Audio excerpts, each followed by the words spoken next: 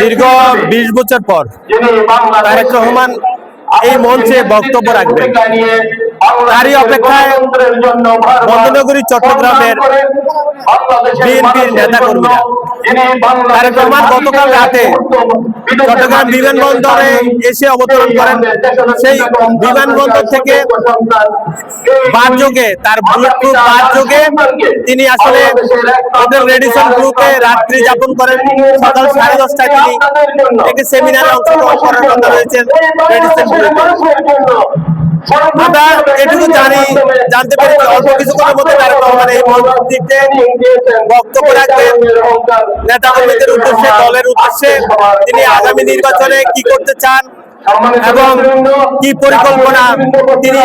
পরিকল্পনার অংশ হিসেবে বক্তব্য রাখবেন তেমনটি আমরা জানতে পেরেছি। তবে তারেক রহমানের আগমনে বিগত এক সপ্তাহ যাবৎ চট্টগ্রামে স্বেচ্ছাসেবক অবরোধ আমরা ইতিমধ্যে দেখেছি। সকাল 4টা-5টা থেকে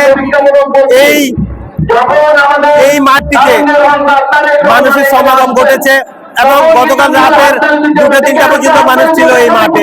এক নজর তারেক রহমানকে দেখার জন্য আসলে প্রিয় নেতার সান্নিধ্য পেতে এই আয়োজন, তারা তেমনটি বলছে।